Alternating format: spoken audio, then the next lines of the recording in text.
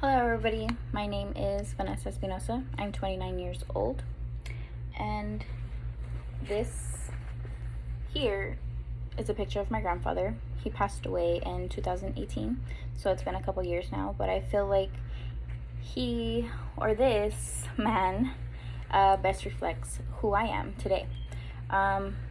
He has a really big part of my life. He was a big part of my life.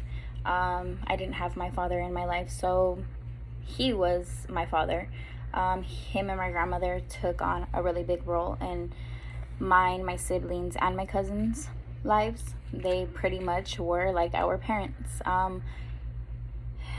It's sad if you think about it, but at the same time, we were grateful for it. We were happy with it because we feel like we had the best parents.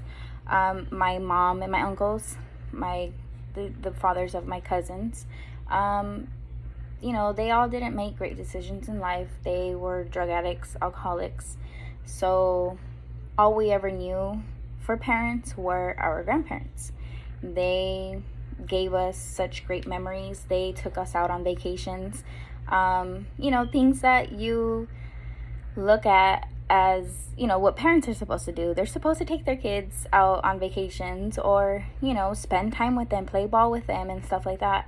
And, we didn't have that with our parents, but we had that with our grandparents. And now that I'm an adult, I'm a mother myself. I have 4 children, and I couldn't have asked for anything better. My grandparents, they didn't have to take on that role, but they chose to. And I can't imagine if they would have never done that, where any of us would be. So I'm grateful for both of them. They're just, I still have my grandma. She's going to be 85 this year. And she is, I can say that my grandma is a party animal. She loves to party. She does not look like she's 85 years old. She moves like she's still in like her 30s. She probably moves better than I do, and I'm 29 years old. She cracks us all up, but it's amazing that we had my grandfather for so long, and we still have my grandmother. It's great, but I am forever grateful for them. I was going to show you my clothes, as I was going to be folding clothes in my video, because I am, like I said, a mother of 4. I'm a stay-at-home mom. My life is filled with cleaning, cooking, and washing clothes constantly every day. But who wants to look at somebody folding clothes? Boring.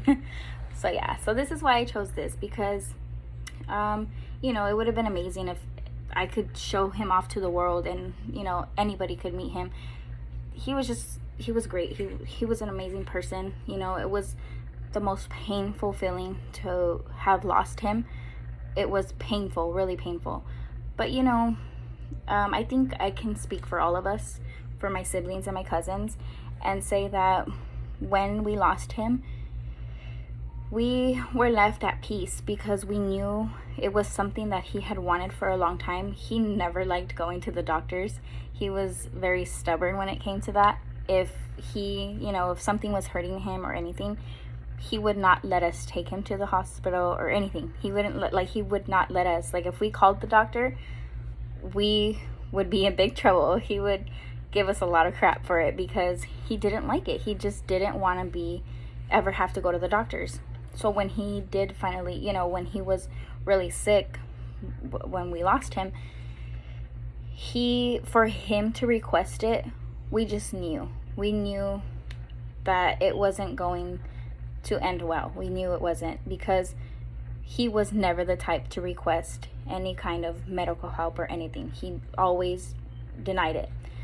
So when he became very sick and, he was in the hospital, we knew what was going to happen, and we all sat down at a table with the doctor, all of us, because me, my cousins, and my siblings, it's probably like a good handful of all of us.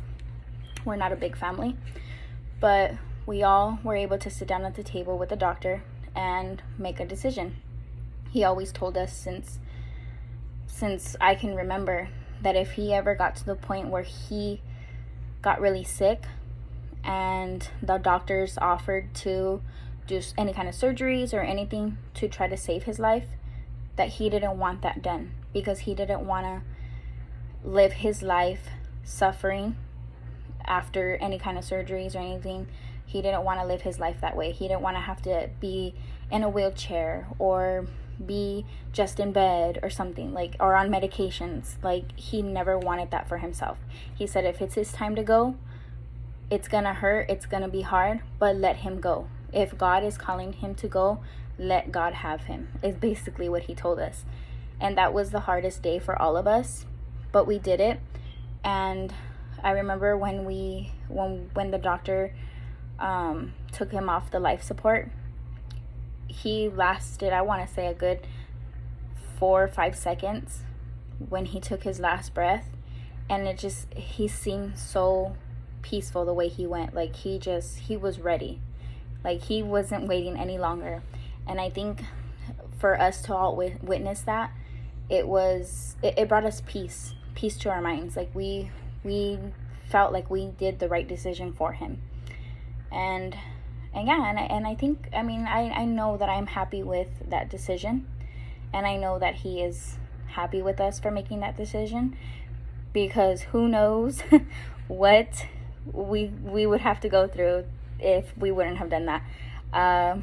He probably would have scolded all of us and yeah, we would have never heard the end of it.